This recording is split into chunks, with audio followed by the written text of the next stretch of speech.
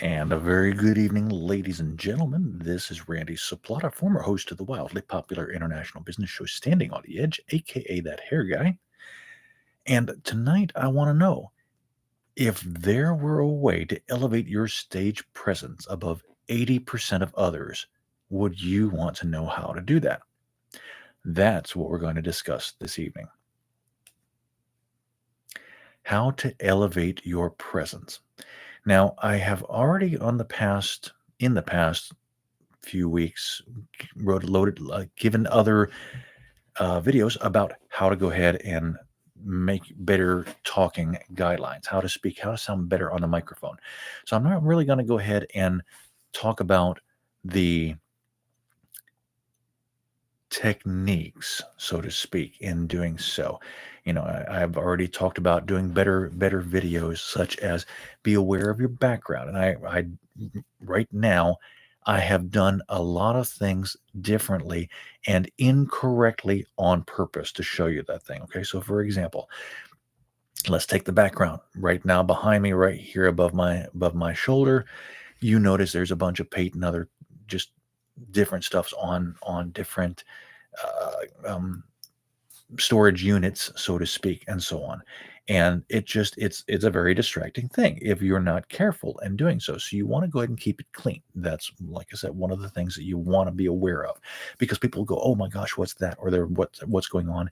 And if you have something behind it that looks really really professional, such as 8 or 9 books, and you got them listed up or in a row where you can go ahead and see them over your shoulder, and people can go, "Oh, he or she reads that type of book, and therefore that's a good thing. I might want to go ahead and do the same thing." So, how you look in your element, so to speak, is another good thing. But there's another question that comes up as, how do you look or how do you present yourself when you're live or you're just on camera? Well, let me go a little bit deeper on this. The shirt that I am wearing right now is fantastic live. It's horrible when you're trying to go ahead and record something. Let me explain why. Even as good as digital presence is when it comes to recording these days, and as high definition, as high quality, and so on and so forth, not everybody gets to have the same quality when they're looking at it as they do or as you do when you're recording it. So the simpler that you can make something, the better. Your clothing options are a fantastic uh, um, example of this. Okay. So you might notice that I got a lot of different stuff going on here. I've got stripes happening, I've got different patterns going on within the stripes. Forgive me, that was a bag that fell apart, but that's a very good way of, again, telling you, be aware of your distractions, because these things will come up from time to time, and this is a great mistake to happen right now, so that you can hear what's happening in the background. And of course, if it throws you off of your recording, then that means it's other people that are trying to listen in are doing the same thing. But back to my shirt again. Okay, so I've got stripes, I've got patterns in the stripes, I've got different types of stuff going on in between the patterns, and it's your recording process, so to speak, is never ever going to be able to go ahead and catch every single detail of that clarity. But when you're live, a shirt like this would be wonderful, because then the people are less than anywhere between less than 5 feet to 20 feet away from you, and they can see much more clearly and in detail while you're doing your presentation, whatever the case may be. Now, I host trivia in the Southeast anywhere between 5 and 6 nights a week. So I definitely want to make sure that I am looking my best when it comes to stage presence in doing so. Now, I don't necessarily get dressed up in tuxedos and uh, what's the word I'm looking for? Or suits and ties, or I don't necessarily have to go ahead and get dressed myself to the nines to be able to be really, really stepped up for my audience. But I do want to be above what other people do. So you might find that a lot of people that are just starting out, excuse me, are doing something such as wearing a a pair of jeans and a t-shirt, some sneakers. Okay, well, that's not bad, especially if you're going ahead and getting started. But if you go ahead and put yourself above that person right there, wear a short sleeve button down shirt or a long sleeve button down shirt, depending on how hot it is outside, how cool you want to be, something like that. But it just makes it that much better and set apart automatically just by your choice of clothing. I wear jeans. I do that. I wear loafers. A lot of times sometimes I will wear tennis shoes as well, depending on what it is. But they're usually basically this thing. The jeans are all one color. They are not, let me repeat this, they are not wholly. They do not have shreddings. They're not faded or washed or have different types of colors going on inside. It's basically one color from top to bottom. My shoes are one color from top to bottom. They do not mix and match. My shirts, when I'm live, I will sometimes go ahead and wear different patterns, and that's fine because it's going to again set you above what somebody else is. But if you don't have anything like that, where it's going to detract from your presence, from your presentation, from whatever the case is, then keep it solid, keep it simple, keep it where it's not going to be so outrageous, so flashy that it's going to take away from what you want to happen. Okay, tasteful is always miles better than gaudy, than in your face, than promoting something like the local hard rock band that's going on. It's not necessarily a bad thing, but it will again take away from your presence. So just remember that. Now, when it comes to jewelry, if you are a guy or a girl and you want to wear jewelry, that's perfectly fine also. But the same thing, keep it simple, keep it tasteful. If you have a necklace, make it very small. If you have rings, as I do, use them again tastefully. They can be silver or gold. I've got gold on one hand, I've got silver on another. Well, excuse me, gold on this hand, silver on the other. Um, but they're tasteful. They're not huge. They're not look at me type things. Okay. For hair clips or bows or barrettes or whatever you want to go ahead and use for ladies, this also is workable, but again, keep it tasteful. Don't make it where it's 16 different colors going all over your hair and or having to move around if you've got to put on earphones for whatever reason while you're doing this. Um, your rings, of course, you want to be tasteful also. Same thing with your necklaces. Make it nice and small. You don't have to be in people's faces to be noticed. You really don't. And that's one of the coolest things about it. Okay. Now let's move on to your speech. Excuse me.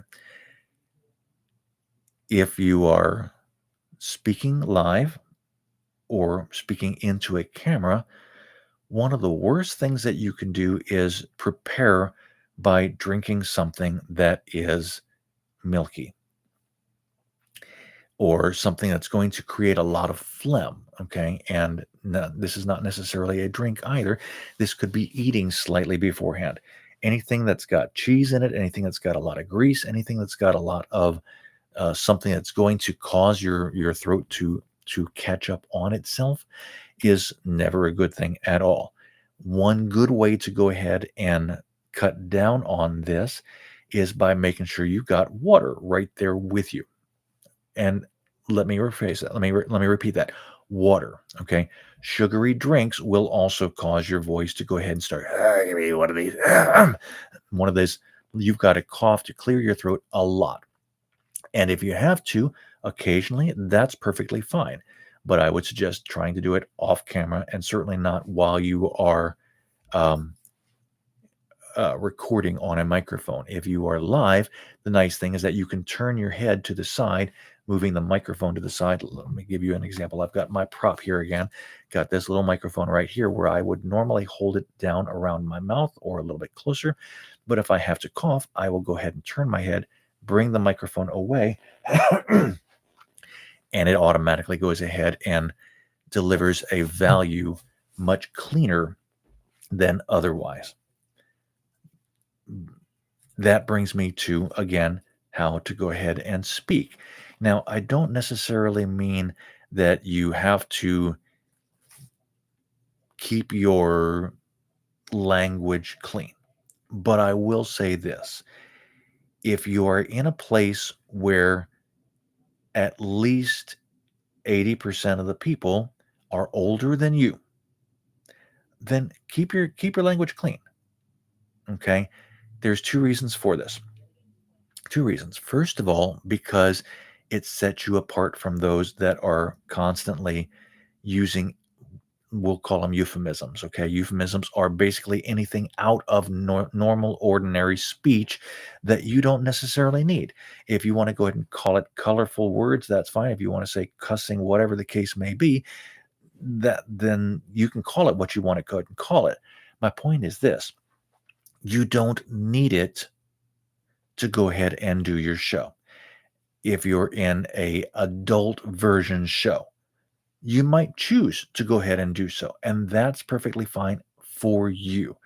Personally, I have found that even when I'm doing an adult type show, I really don't need to go ahead and have colorful language or a lot of cursing or a lot of cussing or whatever you want to go ahead and call it.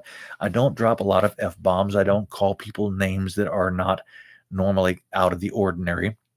And I certainly won't go ahead and um, cast dispersion, so to speak, on their family history. Okay. That's me. But my suggestion to you is do the same, at least when you're first starting out, too, because you want to be able to set yourself apart from other people. That's what I mean by how to speak. Okay. Another thing, and this is going to be very, very, very, very important. Please understand this immensely. It doesn't matter who your crowd is, except for this one time. If you are speaking to a bunch of 5-year-olds, you have to keep your language on a 5-year-old level. You must keep it very, very, very simple. If you're talking to a bunch of teenagers or adults, always keep your language and your vocabulary choices at least at an 8th grade level. At least. If you don't do this, then you will automatically, without fail, 100% of the time, turn your audience away from you. It doesn't matter what you're talking about. It doesn't matter whether they're men or women. It doesn't matter what ethnic group they come from. It doesn't matter whether they are business professionals or otherwise.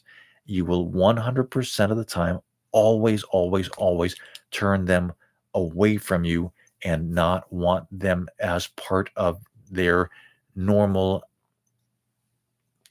event that they want to go ahead and have you at. It's sad to say, but it's truthful. I have come across more hosts in this, specifically in trivia, but in many different areas also, to where they start going ahead and using different things that they believe that everybody should know. Okay, so like let's take for example um, the term OG. I had to ask my daughter what OG meant. And this is years after hearing OG, OG, OG, OG, OG. OG means original gangster. Okay. It doesn't matter what you feel that it brings or evokes the type of emotion for you. Original gangster is not what you want to present as a host, especially in front of 90% of the people that you're talking to. If you're talking to people that are younger than you and they understand OG, then feel free, go ahead and talk original gangster. That's perfectly fine. But if you're ever got anybody above you, then you need to make sure you're talking on their level as well. Now, I don't mean this. You don't, if you have a bunch of doctors in the room, you don't necessarily have to go ahead and fill every single conversation or every single sentence with language that's going to be on a doctorate level because they'll understand the eighth grade level. They will also appreciate the fact that you're going ahead and speaking to them in concepts that they understand on a level that everybody else can understand also. Trust me, this is a very, very good thing to do. Speak what you know to the person in your audience, at the very least at an eighth grade level. Now, I will also tell you this. Here's a bonus tip for you. Okay. When you're talking to these people, if you have a bunch of teachers in the crowd, especially if they're university style type teachers, or at least people that are very well educated, pronounce your words properly. I cannot tell you how much of a turnoff this is for so many people. There's a little joke that we had back in the 1980s and late 1970s, and it probably goes back a lot earlier than this, but it's talking about how to go ahead and put the correct pronunciation on the right level, okay? Or you would basically put the emphasis on the correct syllable, and the correct words are actually emphasis and syllable. You have to make sure that you're doing what you need to so that people will understand it. So if you're talking about, um, let's use a good term here. My Here, I got a perfect example. Okay, the English people like to go ahead and talk about controversy. In America, most people have no clue what controversy is, but they would pronounce it controversy. So if you're speaking to a lot of English people and they're most of your group, then you can go ahead and use it both ways. You can say the controversy here in America, controversy to your Brits, and they'll get a big kick out of it, but they'll understand what you're talking about. And so will everybody else as well, too. And that will go ahead and put you and set yourself aside or above almost everybody in the crowd. Just being able to go ahead and do that and letting people know that you know the difference and you're using it incorrectly or in a different way than you normally would for your normal crowd. But when you can go ahead and do this, or you can go ahead and find a name that you're not very familiar with, but can be pronounced either way, make sure you go ahead and let people know. I came across a hockey player's name by the name of McTavish, and that's how I pronounced it anyway, from back in the late 70s, early 80s, because I wasn't interested in hockey at that time. I certainly didn't know anything about it, and I still don't know who that particular person is. But I was reading the question, and I had somebody immediately yell out, "Go! It's McTavish." Great. I'm glad you told me. Thanks for participating. I say McDavis, you say McTavish. I say potato, you say potato. I made it a good joke. They had a fantastic time at it, but I acknowledge the fact that I did not know how to pronounce it in a certain way. They corrected me, and we moved on, and we had a good time doing it. And they felt like they were part of my show as well in doing so, but not necessarily in a disruptive way, which is always a good thing too. So you want to definitely go ahead and know how to speak to your audience. If you're not exactly sure, do your best. Be prepared to be corrected and, do a little back and forth with them and make them feel like they're part of that particular uh, uh, component of your show as well. And this will make things so much better.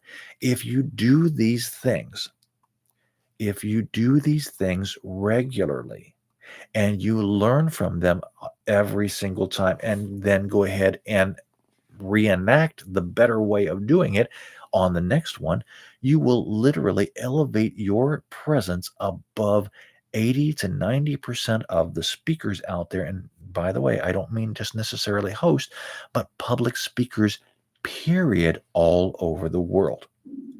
This will be a huge thing for you. So let's recap, okay? When you go to speak recorded like this, or you're live in front of others, your clothing options and your background are going to make a huge difference on how your presence comes across to the crowd or the audience that you're speaking to. How you speak to that audience makes a huge difference in doing so. And finally, if you do this again and again and again, learning and incorporating these new things again and again and again, you will literally put yourself in a position to where you don't have anybody, so to speak, anywhere near your level that you're at right there. You basically put yourself in a position where you are the number one go-to person 100% of the time. In my area here in Atlanta, Georgia, the team trivia company that I worked for, which is the original team trivia, we have around 70 shows a night. I cannot say that I have done all 70 of those venues in doing so on a given night, but I've probably done at least one third of those on any one given night. And even if it hasn't been on that particular night, I've done it to that particular venue many different times. Almost without fail, when I go there, I will have at least half of the people come up and say, "Oh, wow. Are you going to be our new host? Because you are so much better than our regular host." It's not that I am necessarily doing that much different outside of what I just told you. I'm speaking to them in a way that they are used to being heard or used to being spoken to. I am allowing them to go ahead and participate with me in my presentation rather than just speaking at them 100% of the time. And finally, my clothing choices reflect the fact that I feel that I am more professional than most of the other hosts in my Atlanta area in doing so. And because I do just these things, along with a couple of other things that I do personally that I'm not going to talk about tonight, I have spoken about some of them in the past. But because I do these few things, literally, it's less than 10 things that I do differently or slightly better than all of the other hosts, I will almost always get a, "We want you back. You can feel free to come back anytime you want. We want you to be our regular host." And when I have to say, "I'm sorry, I cannot do that," they say, "Well, please come back whenever you can because you're so much better than the person we have." Saturday night, I did a show, and my show immediately came back and said, our host is boring. You have done so much better, but I haven't done anything really that much out of the ordinary." I promise you, if you do the things that I told you tonight, and you go back and look at some of the other videos that I have, you will seriously, very quickly elevate yourself above everybody else in your industry on a serious level. I hope this helps. I hope you have a great time and good luck with your talking career.